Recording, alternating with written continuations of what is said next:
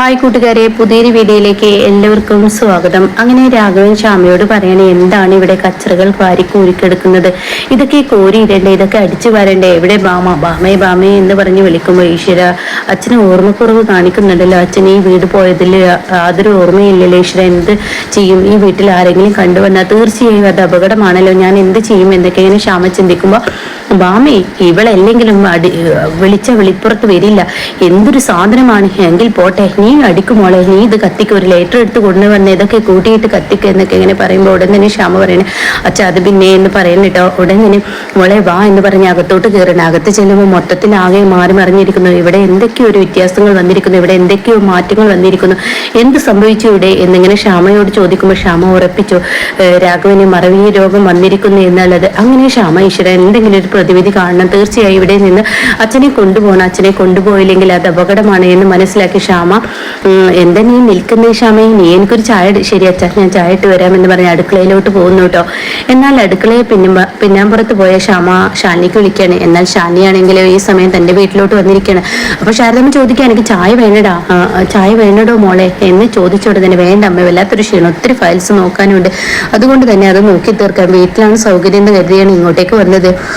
ശരി, എന്തായാലും കുറച്ച് കഴിയട്ടെ എന്നൊക്കെ പറയുമ്പോൾ തൻ്റെ അടുത്ത് ഇങ്ങനെ വന്നിരിക്കാൻ കേട്ടോ. ശാരദാമ്മ ഇങ്ങനെ അടുത്ത് വന്നിരിക്കുകയാണ് ഷാനിയുടെ. എന്നിട്ട് ചോദിക്കുന്നുണ്ട്, എന്തായി കാര്യങ്ങളൊക്കെ എന്നിങ്ങനെ ചോദിക്കുന്നുണ്ട്. ആ സമയം പറയുന്നുണ്ട്, പിന്നെ ഇനിയിപ്പോൾ ജോലി വർക്ക് ഒത്തിരി ചെയ്യാനുണ്ടെന്ന് പറയുമ്പോൾ ശാരദാമ്മയുടെ ഫോൺ അടിക്കാനായിട്ട്. അപ്പോൾ ശാരദാമ്മ ഫോൺ എടുക്കണം. അങ്ങനെ മോളെ എന്താ ക്ഷമ, എന്ത് പറ്റിയെന്ന് പറയുമ്പോൾ ഷാലി ആകെ ടെൻഷനായിട്ടോ. അമ്മ, ഒരു പ്രശ്നമുണ്ട്. എന്ത് പ്രശ്നം എന്ന് ചോദിച്ച ഉടൻ തന്നെ പറയാണ്, അത് പ്രശ്നം ഇവിടെ അച്ഛൻ വന്നിട്ടുണ്ട്. അച്ഛനോ? ഏതച്ഛൻ? രാഘവൻ വിഷ്ണുവേട്ടൻ്റെ അച്ഛനെ എന്ന് പറയാനായിട്ട്. അത് കേൾക്കുന്നതിനോട് കൂടി അവിടെയോ? അതെ, അച്ഛൻ്റെ പ്രവൃത്തിയിൽ കാണുന്നത് അച്ഛന് ഒരു ഓർമ്മ നഷ്ടപ്പെട്ടത് സ്വന്തം വീടായിട്ടാണ് അച്ഛൻ അവിടെ കാട്ടിക്കൂട്ടുന്നത്. ഞാൻ എന്നാൽ ഷാലിയുടെ അടുത്ത് കൊടുക്കാമെന്ന് പറഞ്ഞിട്ട് ശാരദാമ്മ പെട്ടെന്ന് ഷാലിയുടെ കൈകളിൽ കൊടുക്കുന്നു കേട്ടോ. അങ്ങനെ ഷാലി ഫോൺ വാങ്ങാനും.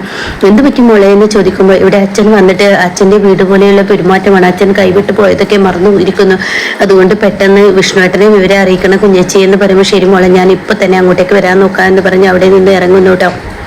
ഇതേസമയം സത്യഭാമയാണെങ്കിലും രാഘവനെ മൊത്തത്തിൽ നോക്കുകയാണ്. ആകെ നടുങ്ങിയിരിക്കുകയാണ് സത്യഭാമ. 4 പേരും നോക്കുന്നുണ്ട്, പക്ഷെ അവരെ കാണാനില്ല. അപ്പോഴേക്കും വിഷ്ണുവിനെ വിളിച്ചു വരുത്താണ്. അങ്ങനെ വിഷ്ണു എത്താണ്. അമ്മയോട് ഒത്തിരി തവണ ഞാൻ പറഞ്ഞതാണ്, അച്ഛന് ഇങ്ങനെ മറവി രോഗമുള്ളത്, അത് മറിഞ്ഞിരിക്കുന്നു അമ്മ. എന്നിട്ട് എന്തിനാണ് ഞാൻ മോനെ എണ്ണ കുപ്പിയിലോട്ട് ഒഴിക്കുന്ന സമയം കൊണ്ടാണ് അദ്ദേഹം ഇവിടെ നിന്ന് പോയത്, എന്ത് ചെയ്യാൻ എന്നൊക്കെ പറയുമ്പോൾ, അമ്മ, അച്ഛൻ്റെ മാനസികാവസ്ഥ അമ്മ മനസ്സിലാക്കണേ എന്നൊക്കെ ഇങ്ങനെ പറയുമ്പോഴാണ് ഷാനിയുടെ ഫോൺ അടിക്കുന്നു കേട്ടോ. അപ്പോൾ ഉടൻ തന്നെ ഷാനിയുടെ ഫോൺ എടുക്കണം. എന്താ ഷാനി, എന്താന്ന് ചോദിക്കുമ്പോൾ, വിഷ്ണുവേട്ട അച്ഛൻ എന്ന് പറയുമ്പോൾ, എന്താ അച്ഛന് പറ്റിയത്? അപ്പോഴേക്കും സത്യഭാമ പേടിച്ചു കേട്ടോ. ഉടൻ തന്നെ പറയണേ, അച്ഛൻ ഇവിടെ ഉണ്ട്, നമ്മുടെ വീട്ടിലുണ്ട് എന്ന് പറയാനായിട്ട്. ഏത് വീട്ടിൽ? നമ്മുടെ പഴയ വീട്ടിലുണ്ട്, ക്ഷാമ വിളിച്ചിരുന്നു, അവിടെ വന്ന അച്ഛൻ സ്വന്തം വീട് പോലെയുള്ള പെരുമാറ്റമാണ്. ആണോ? എന്നാൽ ഞാനിപ്പോൾ വരാം. അപ്പോഴേക്കും സത്യഭാമ ചോദിക്കണേ, എന്താ ഷാലി പറഞ്ഞത്? അതൊക്കെ ഞാൻ വന്നിട്ട് പറയാമെന്ന് പറഞ്ഞിട്ട് അവിടെ നിന്നും വിഷ്ണു പെട്ടെന്ന് അവിടോട്ട് പോവാണ് കേട്ടോ. പിന്നീടാണെങ്കിൽ സത്യഭാമ, ഈ മനുഷ്യനെ കൊണ്ട് വല്ലാത്തൊരു ബുദ്ധിമുട്ടായി പോയല്ലോ എന്ന് സത്യഭാമ ഇങ്ങനെ പറയുന്നുണ്ട് കേട്ടോ.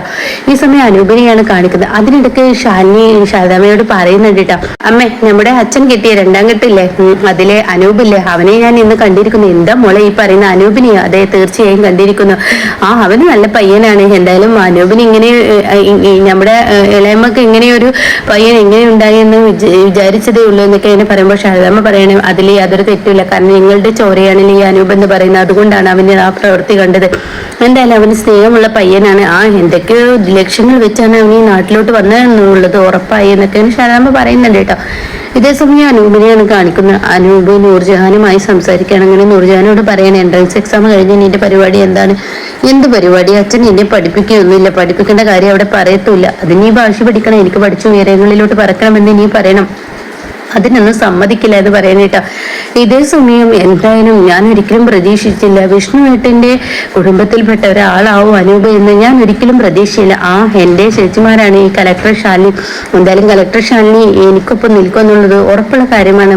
എന്ത് കാര്യത്തിനാ നിൽക്കുന്നതെന്ന് നൂർജഹാൻ ചോദിച്ചപ്പോൾ, അതിപ്പോൾ ഞാൻ എൻ്റെ വായ കൊണ്ട് തന്നെ നിന്നോട് പറയണം, പറ, ഞാൻ കേൾക്കട്ടെ. അത് വേണ്ട, നീ അങ്ങനെ സുഖിക്കേണ്ട, അത് വേണ്ടെന്ന് പറഞ്ഞ് അനൂപ് ആ വാക്കുകൾ തട്ടി മാറ്റുന്നു കേട്ടാ.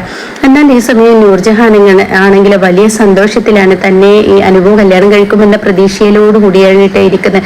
വിഷ്ണുവേട്ടനും തനിക്കൊപ്പം നിൽക്കുന്ന പ്രതീക്ഷയാണ്. ഇപ്പുറത്താണെങ്കിലും ഇങ്ങനെ രാഘവൻ ഇങ്ങനെ മുറ്റത്തുകൂടെ നടക്കാണ്. മുറ്റൊക്കെ ആകെ അലങ്കോലമായി കിടക്കുമ്പോൾ രാഘവൻ പറയണ ശ്യാമ എന്താ ഈ കാണിച്ചു വെച്ചിരിക്കുന്നത്, എന്താ ഈ ഇവിടെ ഉണ്ടായിരിക്കുന്നത് എന്നൊക്കെ ഇങ്ങനെ പറയുമ്പോൾ ഉപേന്ദ്രൻ വന്നിറങ്ങാൻ കേട്ടോ. ഉപേന്ദ്രനാണെങ്കിലോ വല്ലാത്തൊരു സുഖിപ്പിക്കുന്ന കാഴ്ചയാണ് താൻ കാണുന്നത്. എന്നാൽ രോഹിത്തിന്റെ മുഖം ആകെ മാറി മറിയുന്നുണ്ട്. ഉപേന്ദ്രനാണെങ്കിൽ ആഹാ തേടിയ വള്ളി കാലി ചുറ്റി എന്ന ആ ഒരു ഇതോടുകൂടി തന്നെ ഉപേന്ദ്രൻ നേരിട്ട് വരികയാണ് കേട്ടോ. ഉപേന്ദ്രനെ കാണുന്ന രാഘവൻ മൊത്തത്തിൽ അടിമുടി മാറുന്നുണ്ട് കേട്ടോ. എന്താ ഇവൻ ഇവിടെ എന്ന ഭാവത്തിൽ തുറച്ചു നോക്കുകയാണ്. എന്തിനാടാ നീ എന്റെ വീട്ടുമുറ്റത്ത് വന്ന്? ആഹാ എന്ത് വലിയ കാഴ്ചയാണ് ഈ കാണുന്നത്. ഏട്ടൻ എന്റെ വീട്ടുമുറ്റത്ത് വന്നിട്ട് ഇവിടെ വന്നിട്ട് എന്താണെന്ന് എന്നോട് എടാ നീ കളിക്കണ്ട, എന്റെ സ്വഭാവം നീ മാറ്റണ്ട എന്ന് പറയുമ്പോഴേക്കും ഉപേന്ദ്രൻ രാഘവനെ തലങ്ങും വലിങ്ങും ഇട്ട് അടിക്കാൻ കേട്ടോ. എന്നാൽ അത് സഹിക്കാനാവാതെ രാഘവൻ കിടന്ന് പിടയുന്നതാണ് ശ്യാമ കാണുന്നത്. രോഹിത് നോക്കിക്കുത്തിയായി നിൽക്കാണ്. ഇത്രയും കാലം തന്നെ സ്വന്തം അച്ഛന് സ്വന്തം മകനെ എന്നൊക്കെ പറഞ്ഞ് വളർത്തിയിട്ട് ഇന്നിപ്പോ തനിക്കെതിരെ തിരിഞ്ഞു കുത്തിയിരിക്കുന്നു എന്നുള്ള ആ കാഴ്ച ഇനി രാഘവൻ കാണാൻ കേട്ടോ. അങ്ങനെ ഈ അടിയോടുകൂടി പല സംഭവങ്ങളാണ് ഇനി മാറി മറിയാൻ പോകുന്നത്. ഉപേന്ദ്രന്റെ കൈകൊണ്ടാണല്ലോ മറവി രോഗം രാഘവന് വന്നു പെട്ടത്. ആ മറവി രോഗത്തിന് ഒരു വിരാമം വിടുന്ന ആ ഒരു കാഴ്ചയാണ് കേട്ടോ. അപ്പോഴേക്കും ശാലിനിയും വിഷ്ണു അവിടെ എത്തുന്നുണ്ട്.